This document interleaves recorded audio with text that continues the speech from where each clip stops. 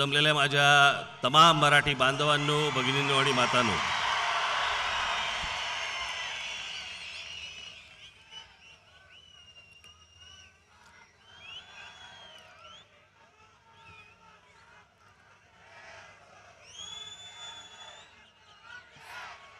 जरा वातावरण बदलल्यामुळे बस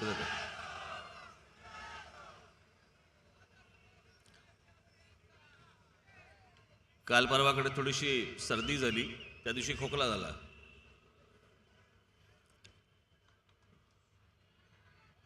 आणि कालपासून मला ते काय त्याच्यात काय मी एकटाच जातो अशाला बघा, तुम्ही सगळेच जण गेले असेल. ज्या शिंका सुरू झाल्या, मी म्हटलं सर शंका व्यक्त करू का शिंका व्यक्त करू, मला तेच कळेना. एखादी मध्ये आली तर जरा माफ करा.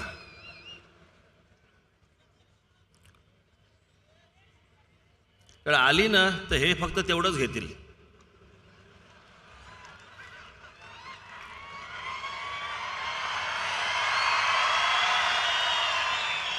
और ये देखिए क्या हो गया, अक्षय चालू आपलं यांचं. आज गुढीपाडव्याच्या निमित्तानं मी तुम्हाला सर्वांना मी मनपूर्वक शुभेच्छा देतो. हे नवीन वर्ष तुम्हा सर्वांना सुखाचं, समृद्धीचं, आनंदाचं, भरभराटीचं, वैभवशाली, सत्तेचं आणि मोदी मुक्त भारताचं जाओ, एवढीच फक्त एक इच्छा व्यक्त करतो.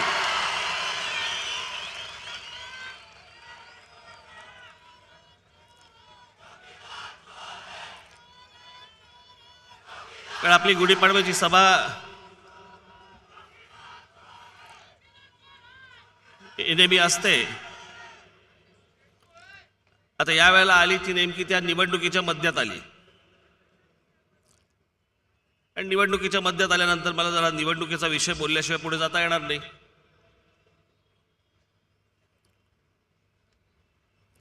खरं तर पुढच्या काही दिवसांमध्ये माझ्या जवळपास महाराष्ट्रभर एक 8 ते 10 सभा आहेत.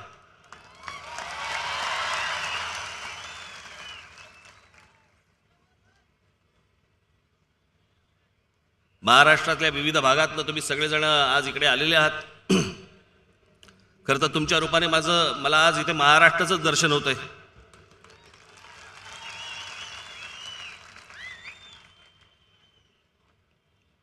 आणि साधारणपणे एक 11-12 तारखेला मी दौऱ्यावरती निघीन. कारण प्रत्येकाच्या तारखा वेगळ्या आहेत. कोणाचं 11 तारखेला संपतंय मतदान आहे, कोणाचं 18 तारखेला आहे, कोणाचं 23 तारखेला आहे, कोणाचं 29 तारखेला आहे.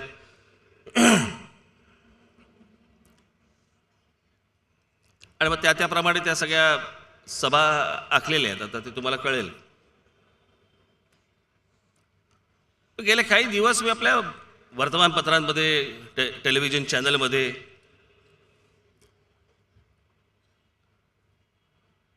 आणि कुजबूज त्याच्यामध्ये हे भाजपाची चालते ना, कुजबूज काय करत असतात माहित नाही मला. राज ठाकरेला काँग्रेसवाले आणि एनसीपी वाले वापरून घेत आहेत. इतका येडा नाही मी.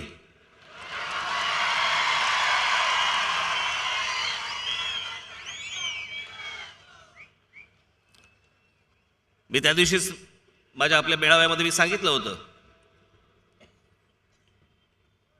मी ह्या पत्रकारांशी काही बोललो पण नव्हतो, त्यांना भेटलो पण नव्हतो. माझं कुठे काही स्टेटमेंट नाही, काही नाही, कशाचा काही पत्ता नाही. हे स्वतःहूनच लावत होते बातम्या. 3 जागा मिळणार, 2 जागा मिळणार, काँग्रेस एनसीपी बरोबर युती होणार. मग त्याच्यात अजित पवारने एक स्टेटमेंट केलं की मनसे आम्हाला हवी आहे. मग पृथ्वीराज चव्हाणांनी स्टेटमेंट केलं मनसे आम्हाला नको आहे. अरे मी विचारलं का तुम्हाला? मग मी एके दिवशी अजित पवारांना फोन केला, म्हटलं हो मला जरा भेटायचं आहे. आणि भेटून त्यांना हाच प्रश्न विचारला. मी म्हटलं मी तुमच्याकडे युतीचा प्रस्ताव मांडला, ते बोलले नाही. म्हटलं म्हणजे जागा वाटपाचा विषयच नाही. बाकी इतर म्हटलं माझ्या पक्षातलं कोणी नेते तुमच्याशी बोलले का? ते बोलले नाही. म्हटलं मग तुम्ही का स्टेटमेंट देताय? अशोक चव्हाणांना यांना पण बाकीच्यांना पण विचारलं मी, म्हटलं आम्ही तुमच्याशी काही बोललोय का? वर्तमानपत्रांमध्ये काही बातम्या येतात, चॅनलवरती काही बातम्या दाखवतात म्हणून म्हटलं ते येणार आणि तुम्हाला प्रश्न विचारणार, तुम्ही काही उत्तर देणार? तुम्हाला हवंय का नकोय याच्यापेक्षा मला तुमच्यावर यायचंय की नाही यायचंय हे पहिला प्रश्न आहे ना.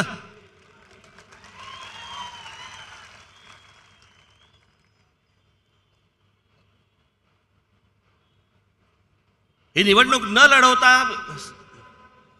महाराष्ट्रभर प्रचार करणं, हे आज जे देशावरती जे संकट आलेलं आहे दोघांचं, नरेंद्र मोदी आणि अमित शहा या दोन माणसांचं या देशावरती जे आलेलं संकट आहे हे दूर होण्यासाठी म्हणून जेवढे प्रयत्न करता येतील तेवढे राज ठाकरे प्रयत्न करणार. त्याचा जर फायदा काँग्रेसला आणि एनसीपीला झाला तर झाला, आणि महाराष्ट्रामध्ये फायदा व्हायचा असेल तर तो त्यांनाच होईल. इथे काय तेलुगू देसम आहे का तृणमूल काँग्रेस आहे का इतर कोणी आहे? इथे महाराष्ट्रामध्ये काँग्रेस आहे आणि एनसीपी आहे. माझ्या प्रचाराचा जर समजा फायदा हा त्यांना होत असेल, कारण काँग्रेस हा राष्ट्रीय पक्ष आहे आणि भाजपाचे लोक निवडून येता कामा नयेत, त्यांच्या सहकारी पक्षाचे लोक निवडून येता कामा नयेत, याच्यासाठी जर समजा मी बोलणार असेल, प्रयत्न करणार असेल तर लगेच घरंगळत गेले. मलाही काही आमच्या जवळच्या काही लोकांनी मला विचारलं, मग ते काँग्रेस एनसीपीचं ते लोक बोलतायत. मी म्हटलं ज्या ज्या वेळेला देश संकटात आलेला आहे ना, मी तुम्हाला एक उदाहरण देऊन सांगतो तुम्हाला. 71ला ज्या वेळेला इंदिरा गांधींनी ज्यावेळेला फाळणी केली आणि बांगलादेश निर्माण केला, त्यावेळेला इंदिरा गांधींना पाठिंबा कोणी दिला होता की तुम्ही करता हे योग्य करताय, देशावरती आज संकट आहे आणि अशा वेळेला तुम्ही हा देश वेगळा करता आहात, अशा वेळेला पाठिंबा कोणी दिला होता? तर RSSने पाठिंबा दिला होता. इंदिरा गांधींना, काँग्रेसला पाठिंबा दिला होता. जे जुने जाणते, जे कोणी RSSची लोक असतील, भाजपाची लोक असतील, त्यांना एकदा विचारा.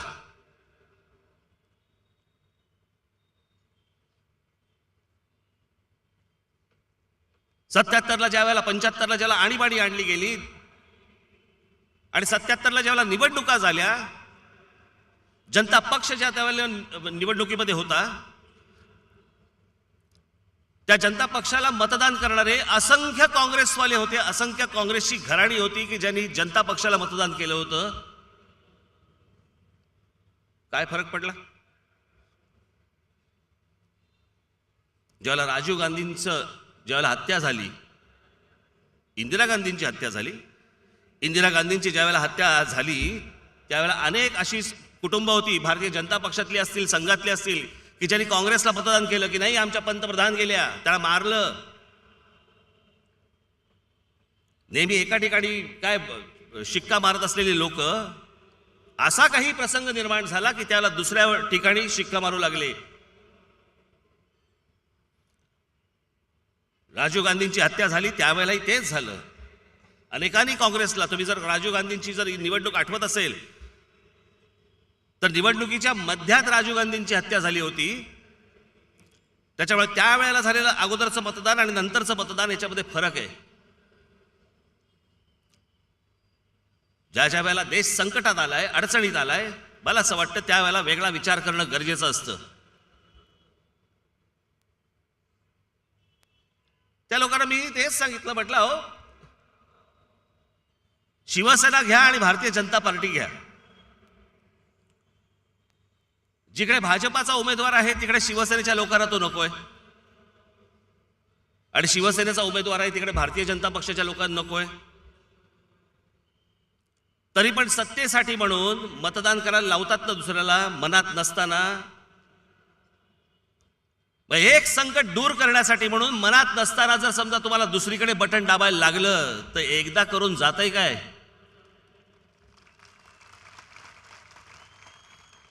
गंमत म्हणजे मी दुसरीकडे आजपर्यंत मतदान केलेलं नाही.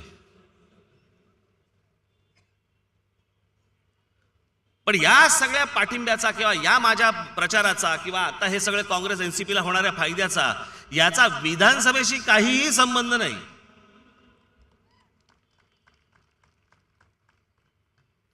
ही आता परिस्थिती आता अशी आहे आणि त्या परिस्थितीनुसार घेतलेला तो निर्णय आहे.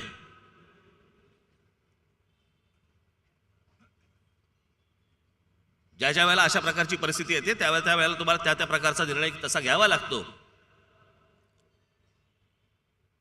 ज्यावेळेला काँग्रेसकडलं ज्यावेळेला प्रतिभाताई पाटलांचं नाव आलं राष्ट्रपती पदासाठी,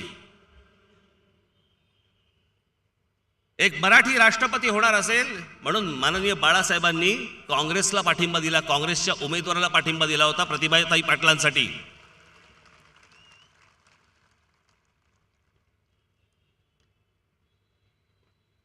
त्या त्या वेळेच्या त्या त्या परिस्थितीनुसार त्या ते निर्णय घ्यावे लागतात.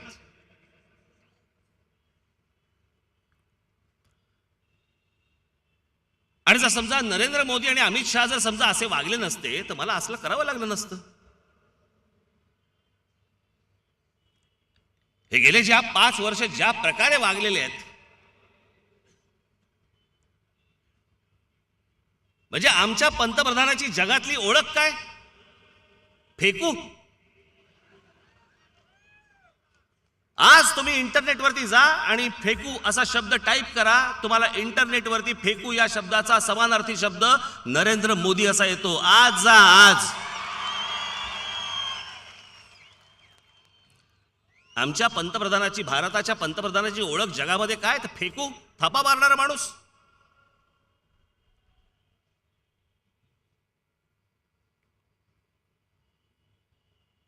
आता पण बघा ते सगळं पुलवामा प्रकरण झालं, त्याच्यानंतर काय ते एअर स्ट्राईक झालं, त्याच्यानंतर काय ते पाकिस्तानचं आम्ही विमानच पाडलं. ज्या अमेरिकेने विमानं पुरवली त्या पाकिस्तानला, त्यांचं आजचं का कालचं स्टेटमेंट आहे, अमेरिकेकडनं आलेलं स्टेटमेंट आहे की जेवढी विमानं आम्ही त्यांना पुरवली होती तेवढी सगळी विमानं तशीच्या तशी आहेत, एकही विमान पाडलं गेलं नाही. उत्तर द्यावं नरेंद्र मोदींनी मला या गोष्टींचं. तुम्ही का खोटं बोलताय लोकांना?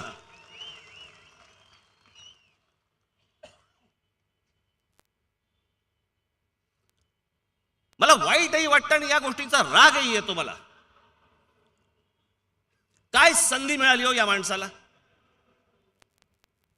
नरेंद्र मोदी या माणसाला काय संधी मिळाली? इंदिरा गांधींच्या हत्येनंतर राजीव गांधींना ज्या प्रकारचं बहुमत मिळालं, त्याच्यानंतर 30 वर्षानंतर कुठच्या तरी एका व्यक्तीला किंवा एका पक्षाला बहुमत या भारतामध्ये मिळालं. आणि काय करून ठेवलं तुम्ही? पंतप्रधान होणं कुठच्याही देशाचं, खास करून भारताचं पंतप्रधान होणं, अहो किती आयुष्य गेली लोकांची. पंतप्रधान, या देशाचं पंतप्रधान व्हायचंय व्हायचंय व्हायचंय म्हणून गेली लोक.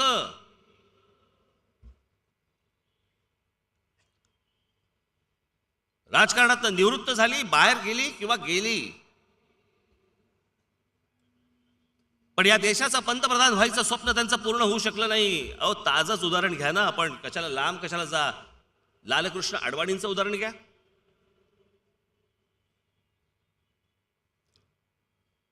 दोन खासदार निवडून आले असताना ज्या माणसाने सगळा अख्खा पक्ष उभा केला, मोठा केला, सत्तेपर्यंत पक्ष आणला, मनात काय असेल त्यांच्या? मनात एकच गोष्ट होती, मला पंतप्रधान व्हायचं. नाही होऊ शकले. लोकांची हयात गेली याच्यात.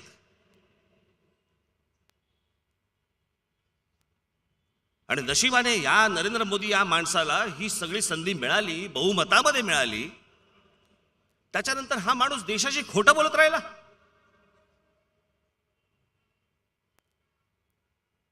गेली 5 वर्ष झाली या माणसाने एक पत्रकार परिषद घेतलेली नाही. तुमच्या आमच्या कोणत्याही प्रश्नाला उत्तर द्यायला तयार नाही पंतप्रधान आमचा माणूस. कसली भीती वाटते पत्रकारांच्या समोर जायला? पंतप्रधानाला भीती कसली वाटते?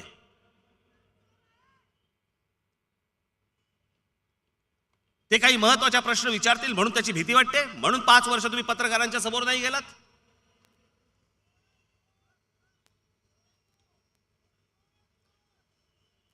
मी आज काही गोष्टी आणल्यात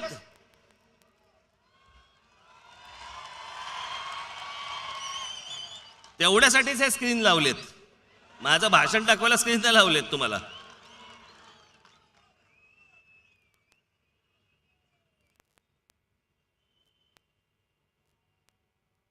काय करू शकला असता माणूस.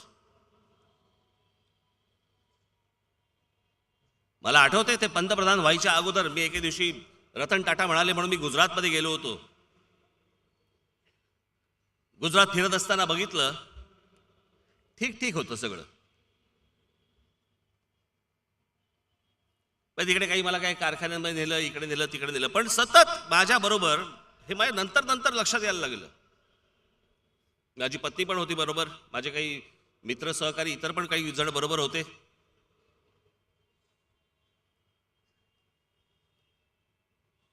आणि सतत माझ्या बरोबर तिकडचा कोणतरी एक एसपी, तिकडचा कलेक्टर हे सतत माझ्या बरोबर असायचे. ब्रेकफास्टच्या वेळेला असायचे, जेवायच्या वेळेला बरोबर असायचे, आणि ते सतत एकच गोष्ट बोलायचे की मोदी काय काम करतात, मोदी असं करतात, मोदी तसं करतात. मला कालांतराने म्हटलं प्रत्येक ठिकाणी एसपी बदलतो, प्रत्येक ठिकाणी कलेक्टर बदलतो, प्रत्येक ठिकाणी म्हटलं हे तेच तेच तेच तेच बोलतात. म्हटलं असेल. तिकडे काही कारखान्यांमध्ये मला घेऊन गेले, साधे कारखाने. गुजरातमध्ये माझी शेवटची जी पत्रकार परिषद झाली ती कदाचित युट्यूबवरती असेल, ती कधीतरी बघा. त्याच्यामध्ये मी तेव्हा पण म्हटलं होतं की सगळं गुजरात पाहिलं. मी गुजरातमध्ये बोललो होतो. मी म्हटलं की हे सगळं जरी पाहिलं तरी आमचा महाराष्ट्र हा सगळ्यात एक नंबरला इंडस्ट्रीपासून सगळ्या गोष्टींमध्ये. हे आता हळूहळू सुरू करतायत. पण त्यावेळेला जे स्वप्न दाखवलं, त्यावेळेला ज्या गोष्टी दाखवल्या, त्यावेळेला ज्या काही म्हणजे लोकांवरती जी काही छाप पाडली गेली, खोटी का असे ना, त्याच्याला दाद द्यायला लागेल. राहुल गांधी म्हणतात ते काय खोटं नाही आहे. मोदींनी खूप शिकवलं आपल्याला.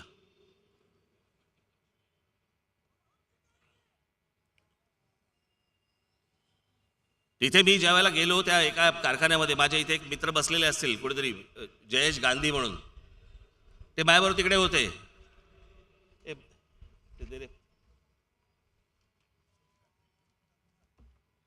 पेपर आणले पाहिजे. आणि त्यांनी मला असं बाजूला घेऊन मला सांगितलं, मला म्हणला साहेब हे काय बघतोय आपण, आपल्याकडे महाराष्ट्रामध्ये ह्याच्यापेक्षा प्रचंड आहे, हे आपण काय बघायला आलो इकडे. जयेश गांधी गुजराती आहे, पण त्याच्या बोलण्यातलं वाक्य काय होतं, हे काय बघतोय आपण इकडे, आपल्याकडे महाराष्ट्रामध्ये ह्याच्यापेक्षा प्रचंड आहे.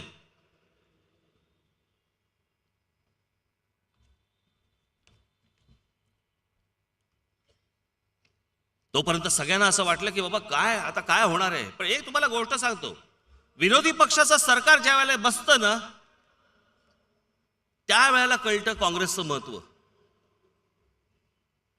तोपर्यंत काँग्रेसला आपण शिव्या घालत असतो, सगळ्या गोष्टी असतं. केंद्रातलं बोलतोय मी. काय काय वारे बाप, काय काय गोष्टी सांगितल्या त्यावेळेला मोदींनी. आणि ज्या वेळेला हा माणूस पंतप्रधान झाल्यावरती माणूस बदलला. लोक मला विचारतात की राज ठाकरे हा पहिल्यांदा नरेंद्र मोदींची स्तुती करायचा, आता नरेंद्र मोदींवरती टीका करतो. मी म्हटलं काय मला वेळ नाही लागलं. मी म्हटलं मी जो अगोदर माणूस पाहिला आणि आता पंतप्रधान म्हणून जो माणूस पाहिला, माणूसच बदलला, माझी भूमिका बदलली.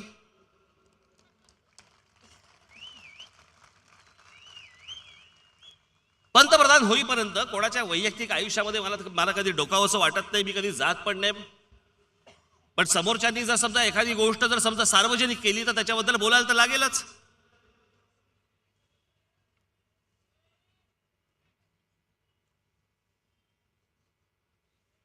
पंतप्रधान होईपर्यंत आम्हाला माहितीही नव्हतं की नरेंद्र मोदींना आई आहे.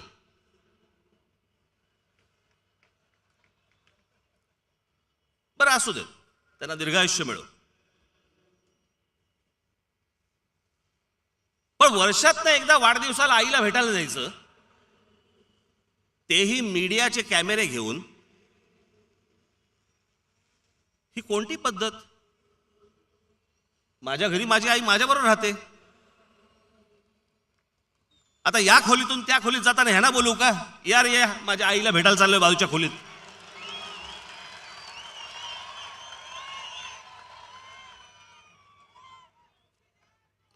नोटबंदीच्या वेळेला आईंना, स्वतःच्या आईना उभं केलं रांगेमध्ये.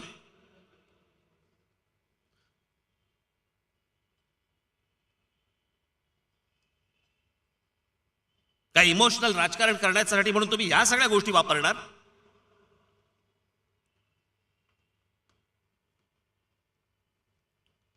त्या बिचाऱ्या मात्याला माहितीही नसेल काय चाललंय.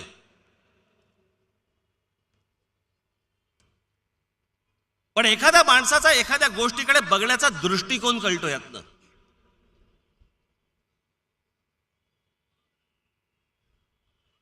ही गोष्ट त्यांनी सार्वजनिक केली म्हणून ही गोष्ट बोलावी लागते.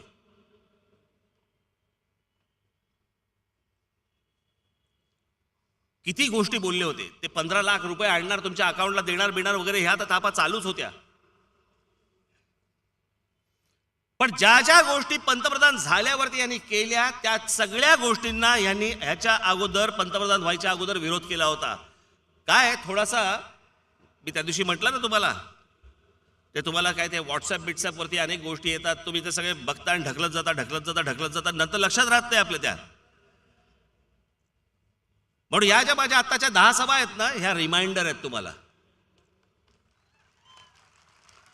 की गेल्या 5 वर्षामध्ये तुम्ही काय ऐकलत आणि काय पाहिलत हे ऐकवण्यासाठी आणि दाखवण्यासाठीच्या सभा आहेत या.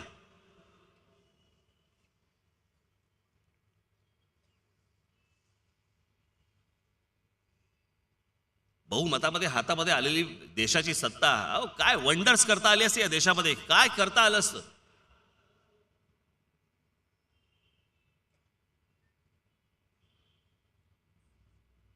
सगळ्या जुन्या काँग्रेसच्या सगळ्या योजनांची नावं बदलली.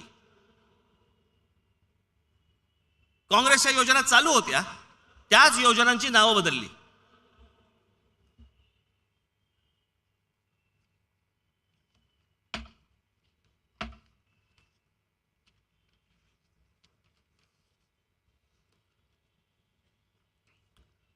काँग्रेसची योजना 2012 सालची basic saving bank deposit account, त्याचं नाव बदललं प्रधानमंत्री जनधन योजना.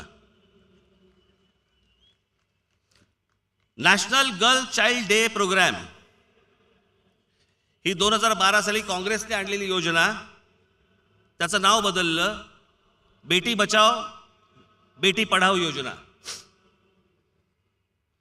राजीव आवास योजना, त्याचं नाव बदललं Sardar Patel national urban housing mission.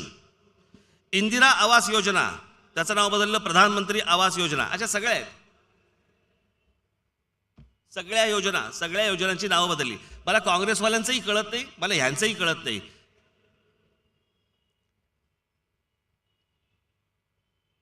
काँग्रेसमध्ये पण आपले नेहरू, गांधी, राजीव गांधी यांचीच तुम्हाला प्रत्येक योजनांना नावं द्यायला लागतात का?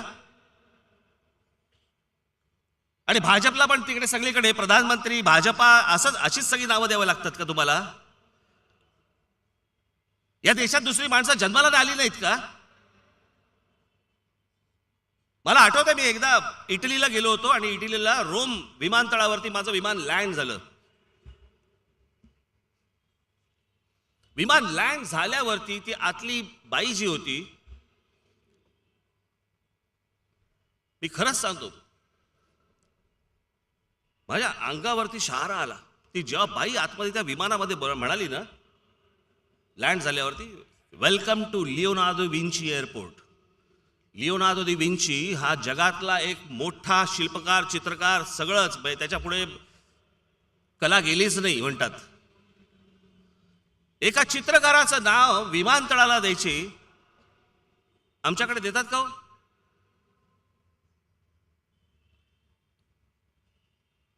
इतकी कर्तृत्ववान माणसं या देशामध्ये जन्माला आल्यानंतर देखील कोणत्याही गोष्टींना त्यांची नावं दिली जात नाहीत, रस्त्यांना नावं दिली जात नाहीत. हे आले की ह्यांच्या नावाच्या योजना, हे आले की यांच्या नावाच्या योजना. याच्या पलीकडे माणसं नाहीत का या देशामध्ये? एवढे चित्रकार होऊन गेले, इतके आर्किटेक्ट्स होऊन गेले, इतके इंजिनियर्स होऊन गेले, इतके शास्त्रज्ञ होऊन गेले.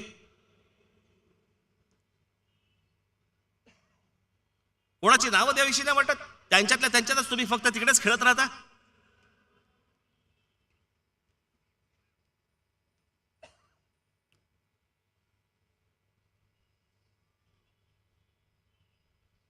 या आधार कार्ड जे आता तुम्हाला मतदानाच्या वेळेला मागतील, बरोबर ना? या आधार कार्डाबद्दल आत्ता नरेंद्र मोदी काय म्हणाले होते पंतप्रधान झाल्यावरती, आणि पंतप्रधान व्हायच्या आधी काय म्हणाले होते, हे एकदा तुम्ही स्वतःच्या डोळ्यांनी आणि कानाने ऐका आणि डोळ्यांनी बघा.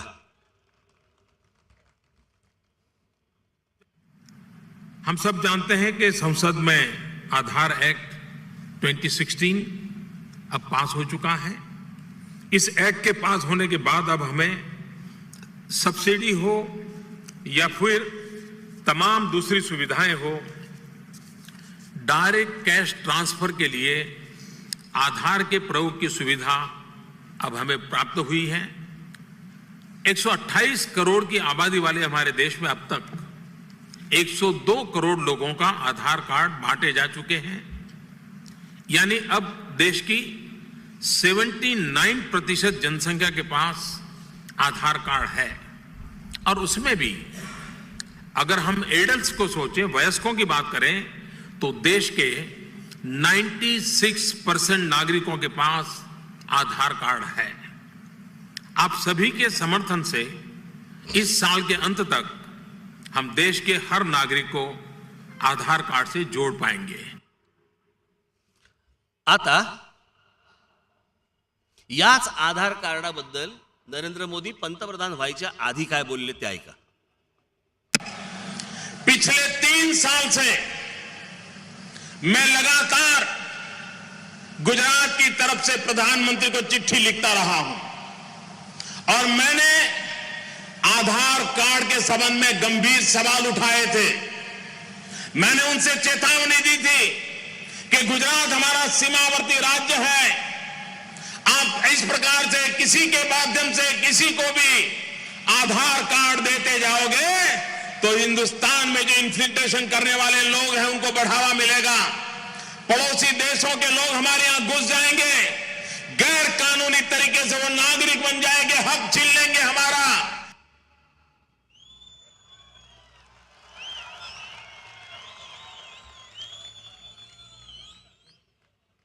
बाहेरच्या देशातली लोक आत घुसतील, आतमध्ये आतंकवाद होईल.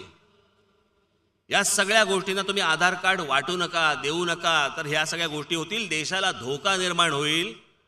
मग हे पंतप्रधान झाल्यानंतर त्यांनी आधार कार्ड का आणलं, याचं उत्तर मला पंतप्रधान नरेंद्र मोदी यांनी द्यावं. जर शंका तुम्हालाच होती तर तीच योजना तुम्ही, जे काँग्रेसचे लोक आणत होते, तीच योजना तुम्ही परत का आणलीत?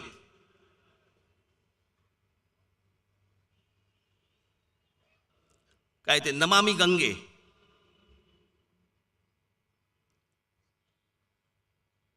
गंगा साफ करणार होते, किती 20,000 कोटी रुपये कुठे गेले माहित नाहीत. त्या तिथे एक त्यांचं नाव काय, अग्रवाल, ते तिथे उपोषणाला बसले होते 111 दिवस. आहे का त्यांचा फोटो? हे 111 दिवस उपोषणाला बसले होते. आणि उपोषणाला इतका बुजुर्ग माणूस हा, तिथे 111व्या दिवशी त्यांचं निधन झालं. इतक्या दिवसामध्ये पंतप्रधानांना त्यांना भेटावंसं देखील वाटलं नाही की तुमचं म्हणणं काय ते एकदा मला कळू देत. हे कुठे चाललंय? हे वाराणसीमध्ये चाललंय. पंतप्रधान नरेंद्र मोदी यांच्या मतदारसंघात चाललंय. आणि हे ज्या दिवशी गेले त्या दिवशी पंतप्रधान नरेंद्र मोदींनी ट्विट केलंय, त्यांना श्रद्धांजली वाहिली. इतक्या दिवसात जाता नाही आलं, त्यांना भेटता नाही आलं, ते काय म्हणतायत हे ऐकता नाही आलं. त्या गंगा स्वच्छ करण्याची जी कमिटी नेमलेली आहे, त्या कमिटीच्या एकाही बैठकीला आजपर्यंत नरेंद्र मोदी कधी हजर राहिलेले नाहीयेत. कशासाठी आणल्या या योजना? कोणासाठी आणल्या या योजना?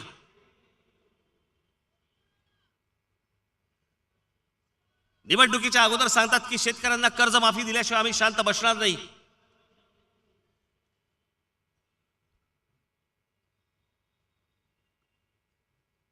आजची देशामधली जर परिस्थिती पाहिली, या सगळ्या तुमची नोट बंद केली, नोटा बंद केल्या,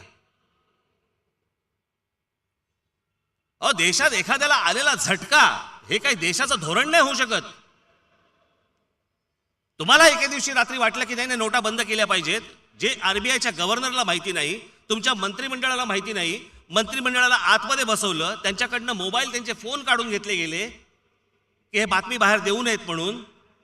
इतका अविश्वास स्वतःच्या मंत्रिमंडळावरती असताना बाहेर जातात आणि सांगतात की मी आजपासून नोटा बंद करून टाकल्या. आजची देशातली परिस्थिती काय?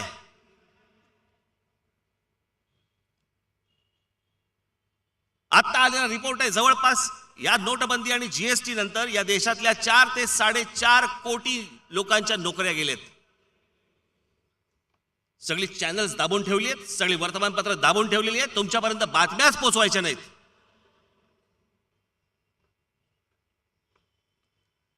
मी गेल्या गुढीपाडव्याच्या सभेमध्ये मी सांगितलं होतं तुम्हाला की हीच गोष्ट ॲडॉल्फ हिटलरने केली होती,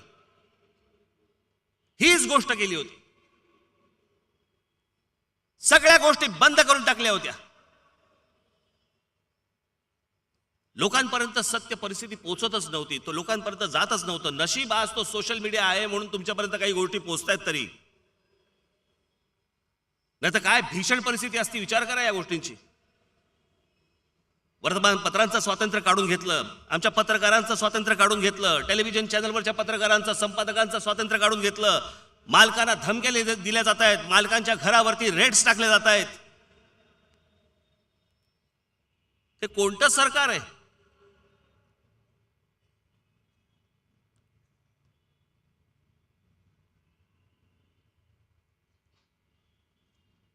मला समजत नाही काय चाललंय.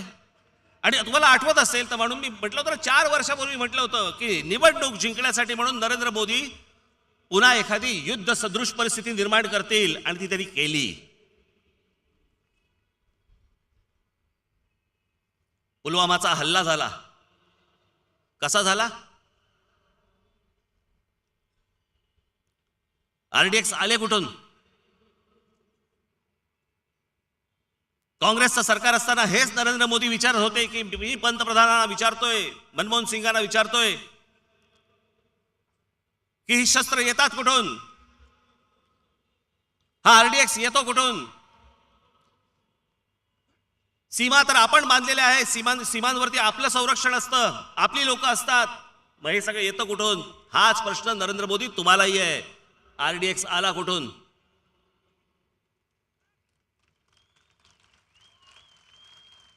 आमचे 40 जवान हकनाक तरुण मारले गेले त्याच्यामध्ये. आज ते गेले, त्यांची बातमी झाली, भुर सगळं झालं. आज त्यांच्या कुटुंबियांकडे बघायला कोण नाही. त्याच्यावरतीही राजकारण तापत होते.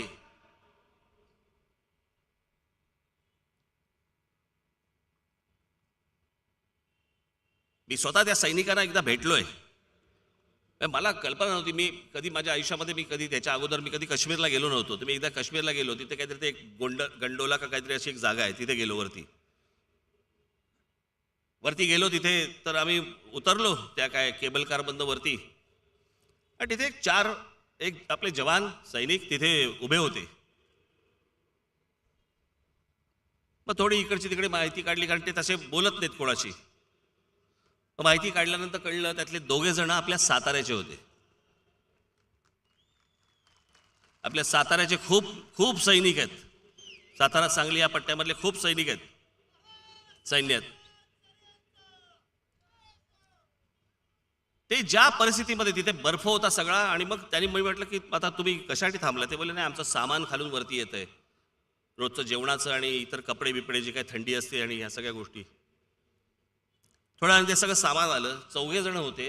4 जणांनी अंगावरती साधारणपणे 10 माणसांचं 12 माणसांचं सामान उचललं होतं. आणि तिकडे अशी एक तार अशी एक लावली होती, त्याच्या पलीकडे ते गेले.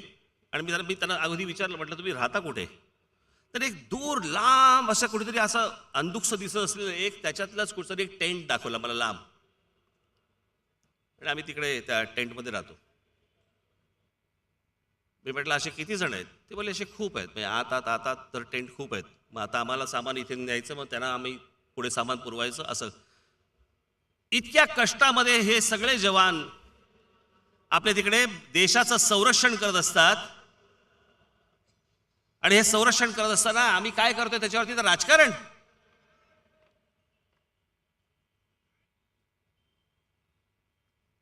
याच काश्मीरमध्ये त्या महबूबा मुफ्ती बरोबर भारतीय जनता पक्षाला युती करताना लाज नाही वाटली. आणि ती युती केल्यानंतर तिथे भाषण करताना मी तुम्हाला एक प्रसंग म्हणून सांगतो. तिथे एक प्रसंग असा घडला होता की तिकडे 3 बॅरिकेड्स होती. बॅरिकेड असतात जे टाकलेली असतात, त्याच्यावरती पोस्ट चेक होत असतात. गाड्या असेल, कोणी असेल, काही असेल. एक माणूस आला गाडी घेऊन, त्याला आपल्या तिकडच्या लोकांनी थांबवलं. तो ऐके ना, तो पुढे गेला. दुसरं बॅरिकेड तोडलं त्यांनी, ते हलवलं. तिसरं बॅरिकेड तोडल्यानंतर आपल्या जवानांनी काय करायचं होतं? त्याला खाकेत जाऊन गुदगुल्या करायच्या होत्या का? तिसरं बॅरिकेड तोडल्यानंतर आपल्या जवानांनी फायरिंग केलं, कारण माहिती नाही कोण आहे, हा येतोय कोण माणूस. फायरिंग केलं, त्यात तो गेला. तो गेल्यानंतर जो काही धुमाकूळ तिकडे घातला गेला, त्या फायरिंग केल्यानंतर त्या जवानांना तिकडे जे होते त्यांना सगळ्यांना सस्पेंड केलं. नरेंद्र मोदी काय बोलले तर ऐकू रे. आमच्या देशाचा पंतप्रधान आमच्या जवानांबद्दल काय बोलतो बघा. पहली बार 30 साल में पहली बार ये मोदी सरकार की कमाल देखिए. पहली बार सेना ने प्रेस कॉन्फ्रेंस करके कहा कि जो 2 नौजवान मारे गए थे सेना की गलती थी, और सेना ने अपनी गलती मानी. इंक्वायरी कमीशन बैठे और जिन लोगों ने गोली चलाई थी उन पर केस दर्ज कर दिया गया. ये मेरे नेक इरादों का सबूत है मेरे भाई बहन. 30 साल में नहीं हुआ है, 30 साल में नहीं हुआ है. और इसलिए मेरे कश्मीर के भाइयों बहनों, मैं आपको न्याय दिलाने के लिए आया हूं. त्यांनी त्या जवानांनी त्यांचं कर्तव्य पार पाडलं, तर त्यांच्यावरती माफी मागायला लावली, त्यांच्यावरती केसेस टाकले आहेत. आणि त्याच्यानंतर आपण अपेक्षा करायची की त्यांनी आमचं संरक्षण करावं म्हणून. भारतीय जनता पक्ष आणि ज्या वेळेला हे महबूबा मुफ्ती यांचं सरकार, ज्या वेळेला युतीमध्ये सरकार होतं, हे त्यावेळेची गोष्ट आहे. त्याच्यानंतर काश्मीरमध्ये काय परिस्थिती होती बघा. परिस्थिती काय होती बाजूला.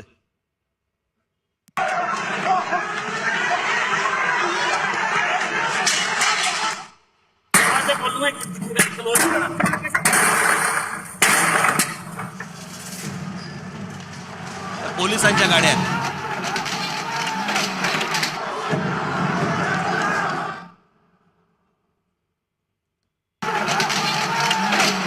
Go India! Go back! Go back!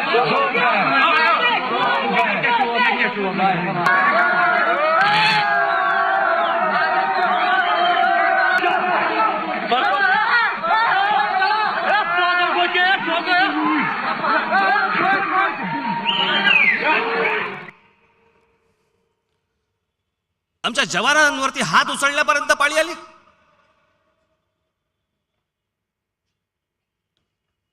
याचं कारण ते काहीच करू शकत नव्हते, कारण जर काही केलं तर आमच्यावरती केसेस टाकणार, आमच्या इन्क्वायऱ्या बसवणार. आणि तिथे असलेले आमचे जवान, ते काय सीआरपीएफचे आणि इतर आमचे सगळे जे जवान आहेत, काय करतायत ते तिथल्या स्थानिक लोकांचा मार खातायत.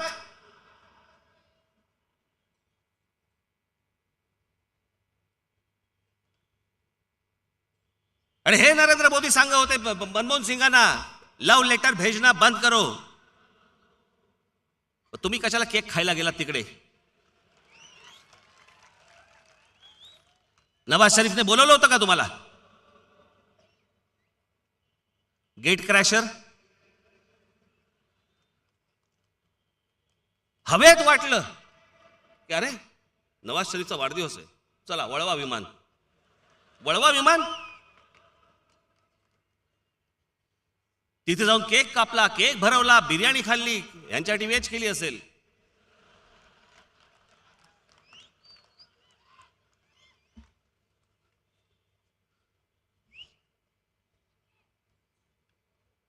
या सगळ्या गोष्टी केल्यानंतर मी मागच्याला वाचून दाखवलं होतं की त्याच्यानंतर हे सगळा तुमचा पठाणकोटचा हल्ला झाला, तात्काळ झाला.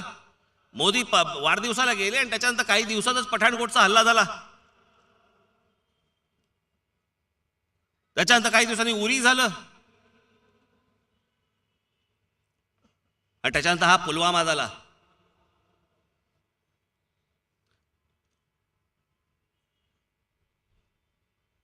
एअर स्ट्राईक केला.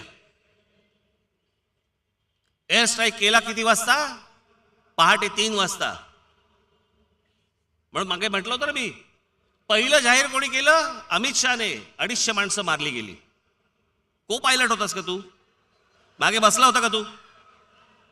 गच्चा असा कोंबून बिंबून बसला असेल. त्या विमानात जात नाही, तेवढी जागा नसते तेवढी.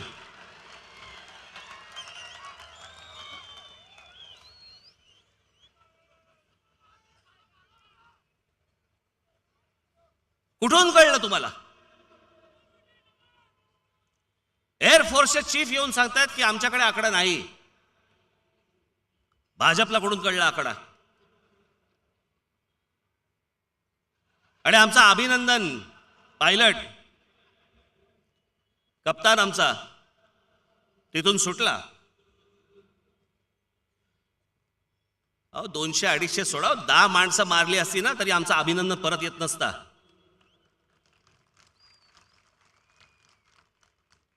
पंतप्रधान त्याच्यावरती विचारतायत काय? विरोधक म्हणे माझ्याकडे प्रूफ मागतायत. अरे द्यायला नको. तुम्ही जर निवडणुकीच्या प्रचारासाठी या गोष्टी वापरणार असाल आणि करणार असाल आणि जर बाकी समजा देशाने तुम्हाला विचारलं की बाबा हे कुठे माणसं मेली, जरा काहीतरी प्रूफ दाखवा, कुठे बॉम्ब टाकला त्याचा प्रूफ दाखवा, कुठे ते विमान पाडलं पाकिस्तानचं त्याचा प्रूफ दाखवा. प्रूफ विचारायचा नाही. विचारलं की देशद्रोही. हे देशद्रोही देशद्रोही देशद्रोही ही जी टूम आहे ना, ही पण कुठून आली आहे माहितीये का? ही पण ॲडॉल्फ हिटलरवरनं आली आहे.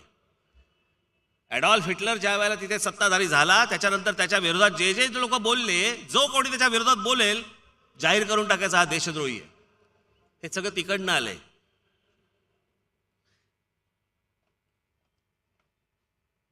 सगळं इकडून तिकडून तिकडून तिकडून घ्यायचं. ही जी अच्छे दिन आएंगे ही जी घोषणा आहे ना,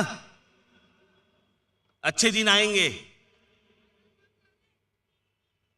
1944च्या सुमारासमध्ये जे रुझवेल्ट होते ना त्यांच्या वडिलांची ही घोषणा होती. अमेरिकेचे प्रेसिडेंट असताना, happy days are here again. त्याच्यावर घेतलेली ही घोषणा आहे. आणि त्याच्यामध्ये ॲडॉल्फ हिटलरची पण तीच घोषणा होती, तशाच प्रकारची घोषणा होती. हे रात्री पुस्तकं वाचत असणार.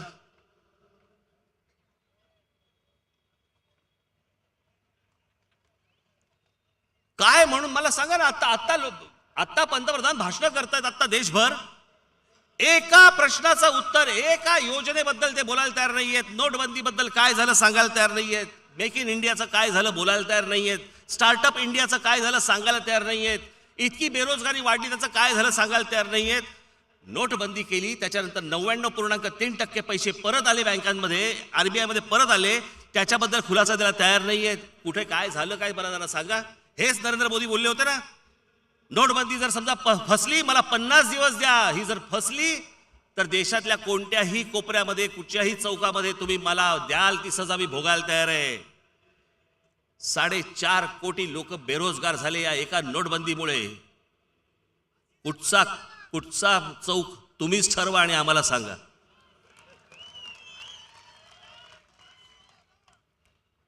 आताच्या निवडणुकीच्या भाषणामध्ये ह्याच्याबद्दल एक गोष्ट बोलायला तयार नाहीयेत. आता सगळीकडे जातात त्याला वेगळ्याच काहीतरी गोष्टी बोलतायत. हिंदू कार्ड, हे कार्ड, ते कार्ड. एक गोष्ट बोलायला तयार नाहीत.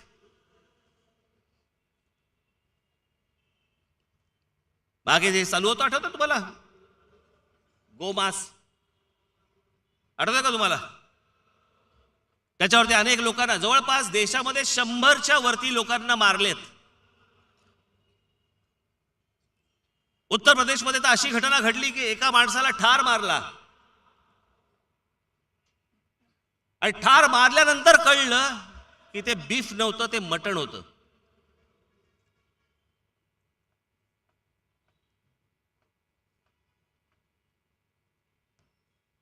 मी तुम्हाला आता ह्या भारतीय जनता पक्षाच्या कारकिर्दीतली गेल्या 5 वर्षातली त्यांच्या राज्यामधली गायींची परिस्थिती फक्त मी तुम्हाला फोटोद्वारे दाखवतो.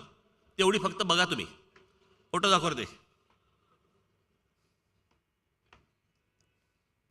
राजस्थानमध्ये 70,000 गायी मेल्यात अन्न न मिळाल्यामुळे. छत्तीसगडमध्ये हा बीजेपीचा एक माणूस आहे, त्याचं हे शेल्टर आहे, तिथे मेल्यात.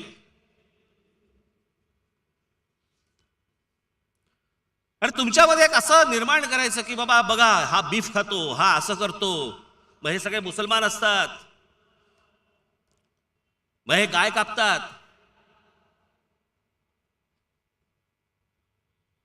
अहो जर सगळ्यांनी गायी कापल्या असत्या ना, मग दूध कोणी दिलं असतं?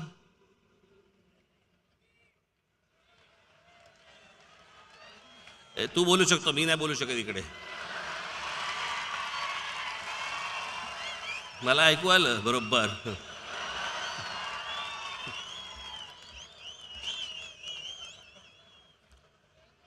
आणि हे जे सगळं गोहत्या, गोमांस, गोरक्षा याच्यावरती जे गेले काही वर्ष, गेले काही दिवस, महिने, वर्ष जे काय चालू होतं ना या देशामध्ये, आता नरेंद्र मोदी काय स्वतः म्हणतायत हे तुमच्या कानाने ऐका, डोळ्याने बघा. तुमच्या पंतप्रधानावरती विश्वास बसणार नाही. दाखवा. आप कत्ल खानों की बात करते हैं तो एक समुदाय विशेष की रोजी रोटी भी उससे जुड़ी है. दूसरी बात ये कि एनडीए के कार्यकाल में भी मीट एक्सपोर्ट बड़े पैमाने पर हुआ, तो उस समय आपकी सरकार ने क्यों नहीं किया कुछ? मैं देखूंगा उस समय उनके क्या प्रॉब्लम थे, मैं देखूंगा. लेकिन इन दिनों स्थिति गंभीर होती गई. उस समय हो सकता है, शुरू में मेरे पास डिटेल नहीं है, उस समय हो सकता है कि हमारे पास दूध न देने वाले पशुओं की संख्या एक्सेस हुई हो, उस पर से एक विचार बना हो. लेकिन ये आपकी जानकारी सही नहीं है कि कोई एक कम्युनिटी इस बिजनेस में है. ऐसा नहीं है जी. मेरे कई जैन मित्र हैं जो इस व्यापार में है. इसको किसी कम्युनिटी से मत जोड़िए. ऐकलत? मेरे कई जैन मित्र हैं जो इस बिजनेस में है. मैं गाय कापणे, बीफ एक्सपोर्ट करणे आणि या सगळ्या ज्या गोष्टी आहेत याच्यामध्ये यांचे काही मित्र आहेत, जैन मित्र.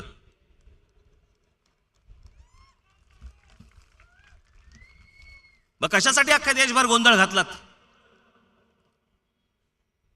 जी माणसं मारत होती लोकांना, जे कापत होती लोकांना, त्यावेळेला पंतप्रधान का नाही बोलले?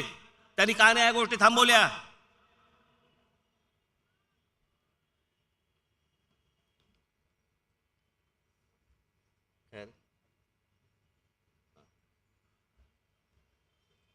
का नाही या गोष्टी थांबवल्या? कुठे घेऊन जायचा होता भारत तुम्हाला? काय नक्की करायचं होतं या देशाचं?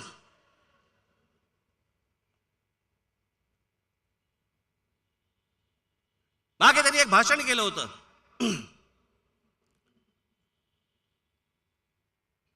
ते काय इंडिया, एवढी नावं ठेवली त्यांनी. Digital India, digital India. प्रत्येक गावागावामध्ये काय ते तुमचं छोटी छोटी मशीन आणि सगळ्या गोष्टी, मग तुम्हाला बँकेचं कार्ड मिळणार, मग बँकेत तुम्ही जाणार वगैरे वगैरे. मी मध्यंतरी विदर्भाच्या दौऱ्यावरती होतो आणि विदर्भाच्या दौऱ्यावरती असताना एकदम अचानक आम्हाला कळलं की इथे आम्ही एका गावापाशी आलोय. त्या गावाचं नाव आहे हरिसाल. हे गाव पंतप्रधान नरेंद्र मोदी यांनी, मला असं वाटतं लाल किल्ल्यावरनं भाषण करताना पहिलं जे डिजिटल गाव करायचं म्हणून जे जाहीर केलं होतं ते हरिसाल होतं. त्या हरिसालमध्ये माझ्याबरोबर संदीप देशपांडे होते, आमचा संतोष धुरी होते. मी म्हटलं जरा जा रे, म्हटलं जरा माहिती करून या काय काय पोहोचलंय तिथे. म्हणून आमचे संदीप देशपांडे, आमचा संतोष धुरी वगैरे तिकडे गेले. तुम्हाला हरिसाल या गावाची परिस्थिती काय आणि जाहिरात काय हे समोर दिसेल तुम्हाला. हे बघाच तुम्ही.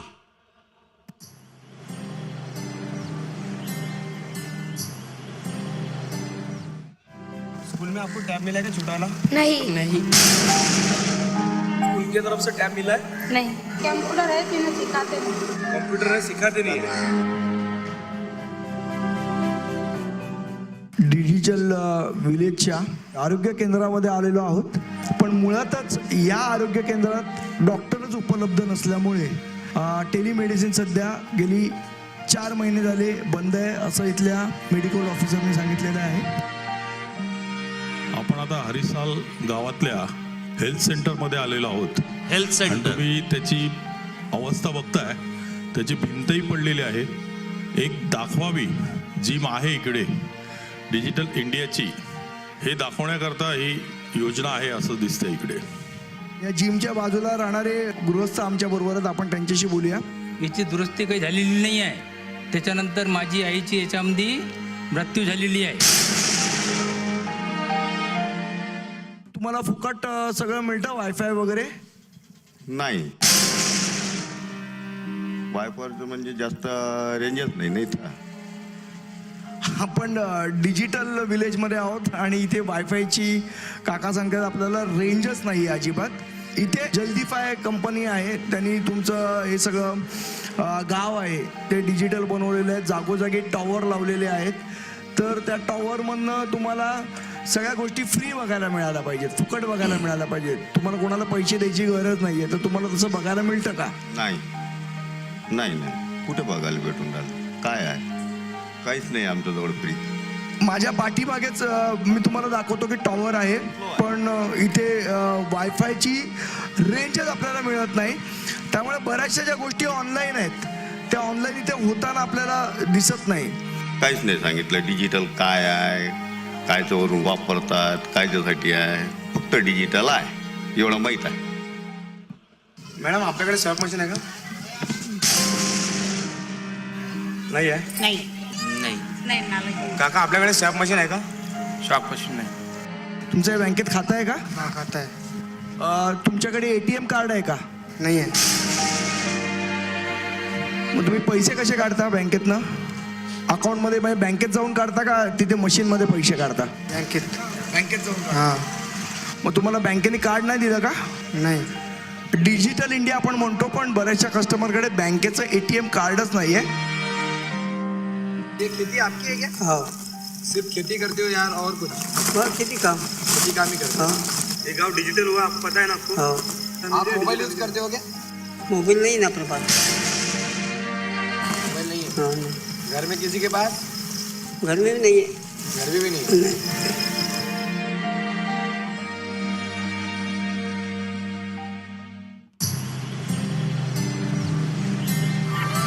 आज गावातील प्रत्येक शाळा, आरोग्य केंद्र डिजिटल झाली. एवढंच काय, लोक ऑनलाईन व्यवहार करतायत. सुख समृद्धीचं फळ आणि हरिसल मध्ये होऊ शकतंय तर देशात ही सरकारची जाहिरात. हरिसाल झालं डिजिटल. आता तुम्हाला गंमत दाखवतो. हा मुलगा आहे ना, या जाहिरातीतला मुलगा आहे ना, हा मॉडेल पण आम्हाला सापडला.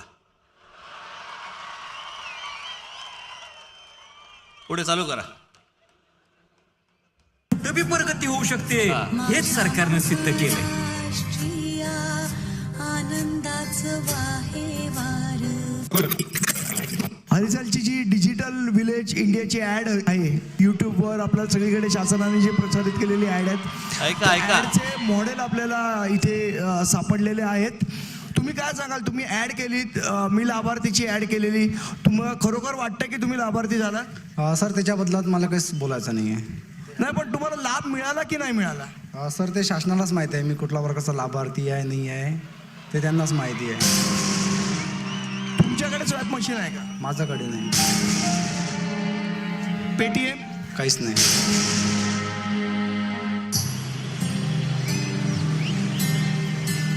मी लाभार्थी होय, हे माझं सरकार. होय हे माझं सरकार.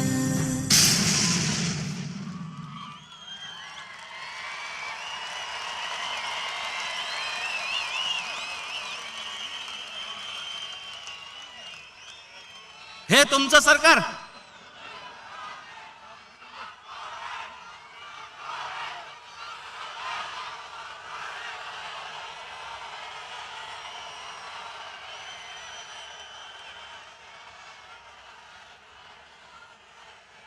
लोकांना किती फसवायचं, किती लुटायचं, किती खोटं बोलायचं, याला काय मर्यादा आहेत की नाही?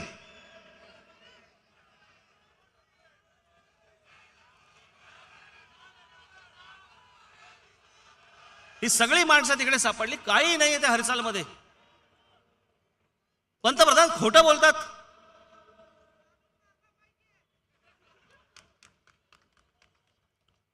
आणि या कोणत्याही प्रश्नांची उत्तरं भारतीय जनता पक्षातल्या मोदी तर येतच नाही, समोर तो भाग वेगळा. पण भाजपवाले पण येत नाहीत किंवा त्यांचे अंधभक्तही येत नाहीत. भक्त आले तर त्यांच्या समोर फक्त एक विषय असतो. मग काय समोरून काय विचारणार ते? नाही, बरोबर आहे, तुमचं म्हणणं बरोबर आहे, परंतु मग पर्याय काय याला विचारतात की नाही? 1947 साली ज्या वेळेला स्वातंत्र्य मिळालं त्याच्यानंतर महात्मा गांधी यांनी पंडित जवाहरलाल नेहरू यांना पंतप्रधान केलं. या देशाला पर्याय होता नाही. गांधी म्हणाले नेहरू नेहरू. देशाने ठरवलं होतं का? नाही.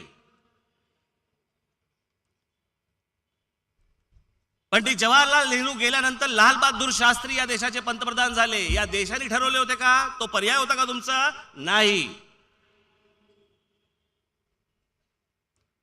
लाल बहादूर शास्त्री गेल्यानंतर इंदिरा गांधी या देशाच्या पंतप्रधान झाल्या. हा पर्याय होता का त्यावेळेचा? नाही. तुम्हाला विचारलं होतं का? नाही.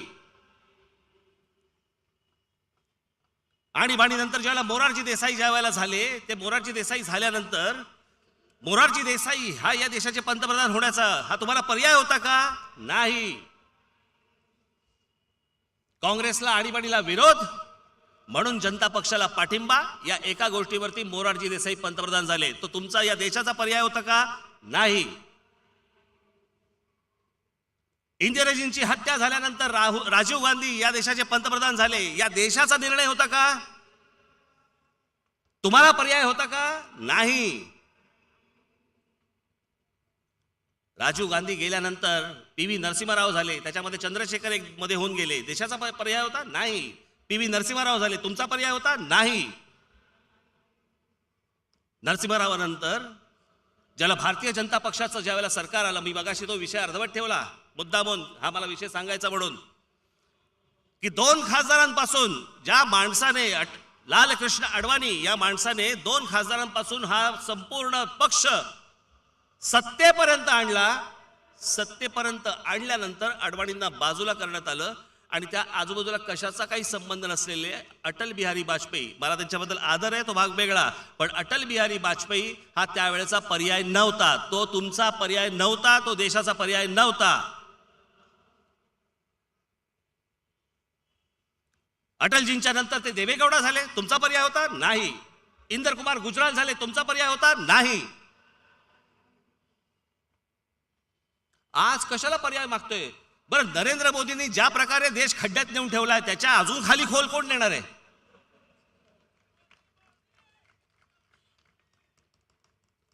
मग उद्या जर समजा या देशाचा पंतप्रधान राहुल गांधी जर समजा झाला, नाहीतरी प्रयोगच करायचेत ना देशावर.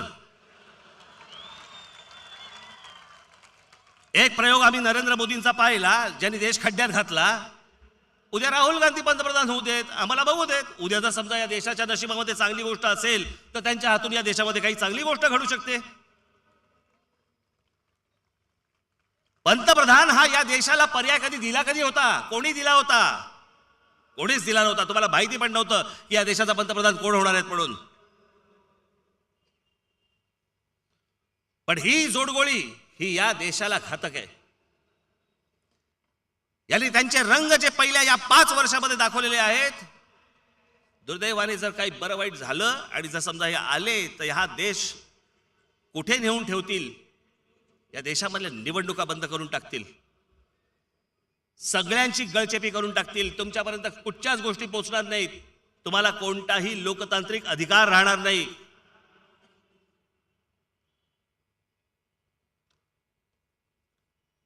जे 5 वर्षामध्ये या पत्रकारांना उत्तर देऊ शकत नाहीत ते तुम्हाला काय उत्तर देणार आहेत? विचारतो कोण तुम्हाला?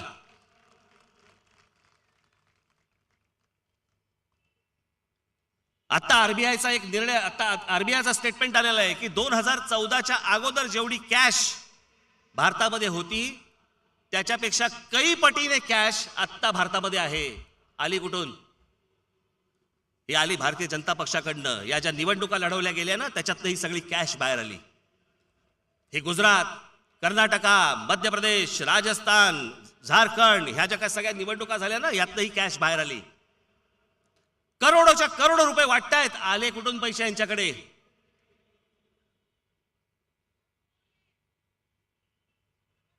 अमित शहाने असं सांगितलं होतं की भारतीय जनता पक्षाचं दिल्लीमध्ये जे कार्यालय आहे जगाच्या पाठीवरती कुठच्याही राजकीय पक्षाचं अशा इतकं मोठं कार्यालय नसेल. 7 स्टार पक्षाचं कार्यालय. अख्ख्या देशभर प्रत्येक जिल्ह्यामध्ये जमिनी घेऊन ठेवल्या ह्यांनी नोटबंदीच्या अगोदर. यांना सगळं माहिती होतं नोटबंदी करायची, ही सगळी गोष्ट माहिती होती म्हणून हे सगळं अगोदर करून ठेवलं यांनी. त्याच्या अगोदर सगळ्या जमिनी घेऊन ठेवल्यात. हे तुमच्याशी लपालपी खेळणारं असलं सरकार, तुमच्याशी खोटं बोलणारं सरकार, तुमच्याशी गद्दारी करणारं सरकार हे परत निवडून द्यायचंय.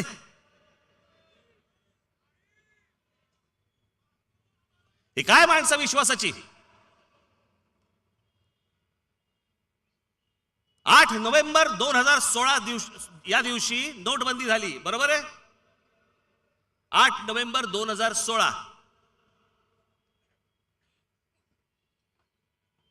सगळेजण रांगेमध्ये उभे आहेत, पैसे काढतायत, पैसे मिळत नाहीयेत, बँकेमध्ये पैसे नाही आहेत, नोटा सगळ्या गेल्या आहेत, नोटा लोक बदलून घेत आहेत. त्याच्यामध्ये 100 माणसं, 100च्या वरती माणसं गेली त्या रांगेमध्ये उभे राहून. अख्खा देश हैराण. तरी लोक म्हणत होती की जर समजा चला चांगली गोष्ट होणार असेल आमची हरकत नाही.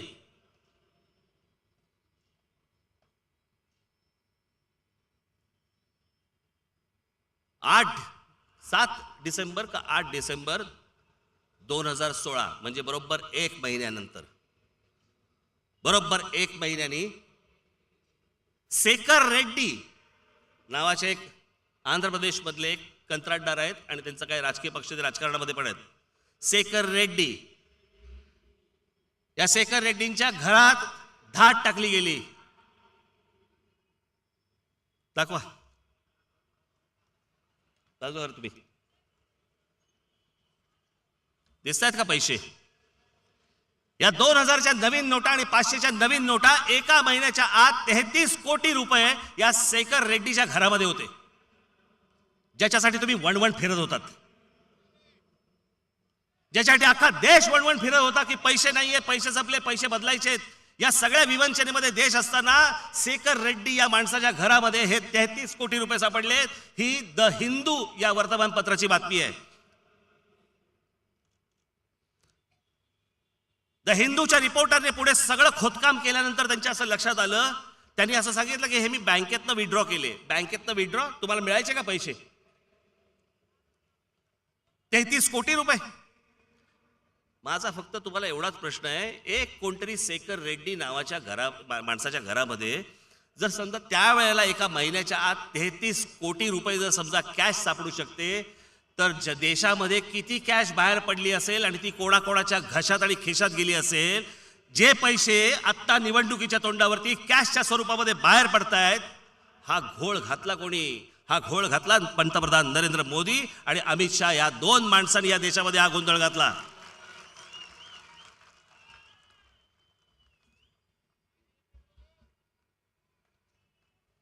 दोन माणसांनी घातलं. मी जाता जाता बाबांनो फक्त मी तुम्हाला अजून एक गोष्ट दाखवणार आहे. तुमचं डोकं काम नाही करणार. भाई सगळ्या बांधवांना, भगिनींना माझी विनंती आहे की जे मी आता तुम्हाला दाखवणार आहे ही पंतप्रधान नरेंद्र मोदी यांची योजना. योजनेचं नाव मुद्रा लोन. एका तासामध्ये तुम्हाला 1 लाख किंवा 1 कोटी रुपये मिळू शकतात. 1 कोटी ना, 1 कोटी रुपये एका तासाच्या आत 59 मिनिटामध्ये तुम्हाला 1 कोटी रुपये मिळू शकतात. ही पंतप्रधान नरेंद्र मोदी यांनी जाहीर केलेली गोष्ट. ही जाहीर केल्यावरती आणि त्याच्यानंतर मी तुम्हाला, हा फक्त व्हिडिओ इंग्रजीमध्ये आहे, परंतु तुम्हाला तो नीट या सगळ्या गोष्टी ते काय म्हणतात ते बघा. HW नाव, HWचं आहे ना, HW नावाचं पोर्टल आहे. त्याच्यावरती त्यांनी स्वतः इन्व्हेस्टिगेट केलं आणि इन्व्हेस्टिगेट केल्यानंतर त्यांच्या काय लक्षात आलंय ते एकदा आपण जरा बघा. लाव, ऐका आता. He was asked to pay 1,180 rupees. Now, when we actually probed, we were hoping that we were paying this money to either Oriental Bank or some government organization or SIDBI or somewhere. When we went to pay this money, we realized that we were not paying it to any government company. We were paying it to a company called Capital World Platform Private Limited. It's a privately owned company from Ahmedabad. They are in Navarangpur in Ahmedabad. We were paying this 1,180 rupees fee to a private company in Ahmedabad for a loan announced by the Prime Minister of India and the loan to be given by public sector banks. So Prime Minister of India announcing a loan that public sector bank will be given, but the money that we gave, the fee for this was collected by a private company called Capital World Platform Private Limited. This raised eyebrows. We started investigating further. We went out to check who this company is and what this company is all about. And what we realized is this company, the person heading this company was a gentleman called Jinat Vikas Bhai Shah. He was the director of this company and he became a director of this company 30th March 2015. The second person who was running this company was Vikas Manilal Shah. He became a director in 24th of August 2016. Who is this person? One doesn't know. The only person who is a nominee director who became very recently on 4th of September 2018 he became a director was Akhil Handa.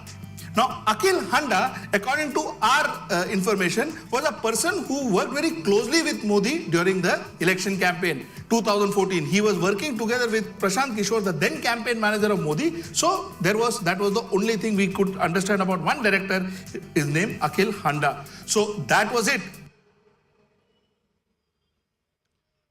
या देशातल्या तरुणांना जर समजा loan हवं असेल बँकांकडनं, सरकारी बँकांकडनं loan हवं असेल तर त्याच्यासाठी ते लोन अप्रूव्ह करण्यासाठी म्हणून या कंपनीला 1,800 रुपये हे या कंपनीला भरायचे. ही एक खाजगी कंपनी 2015 साली सुरू झाली. त्याच्यात त्यांनी सांगितलं त्याप्रमाणे जिनात विकासभाई शहा 31 मार्च 2015 ला डायरेक्टर झालेत.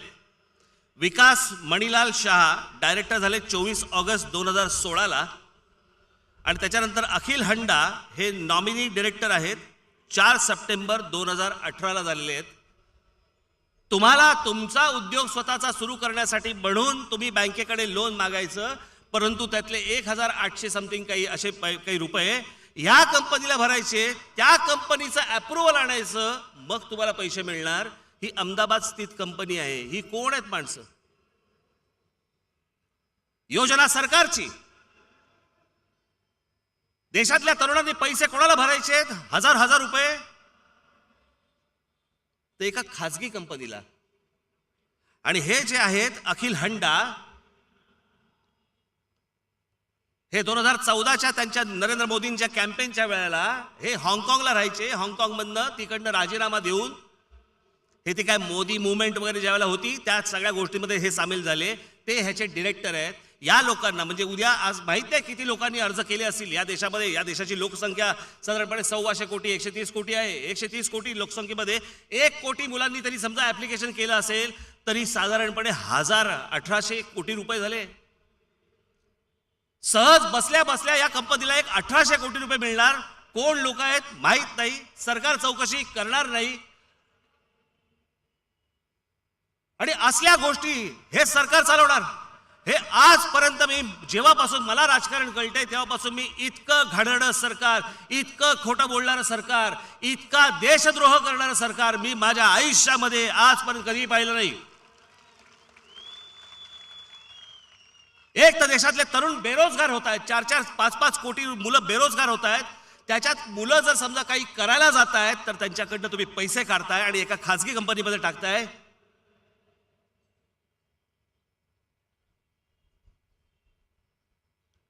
याला काय देश बनायचा का? मला जरा सांगा, याला काय सरकार बनायचं का? सांगा. आजपर्यंत अशा गोष्टी तुम्ही कधी ऐकल्या होत्या का?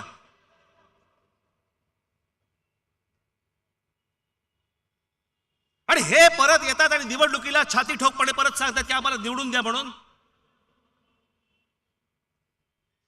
आज एवढा देश खड्ड्यामध्ये घालून ठेवल्यानंतर हे परत एका हिमतीने परत येतात तुमच्या समोर. आज देशभर सगळ्या ठिकाणी पैसे वाटतायत.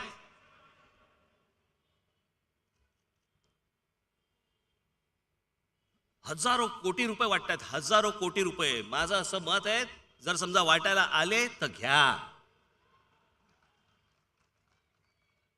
या नालायकांनी देश लुटला, हीच वेळ आहे आता ह्यांना लुटायची. आपल्या देशाचे पैसे परत यांच्याकडनंच घ्या आणि गांडीवर लात मारून हाकलून द्या लोकांना.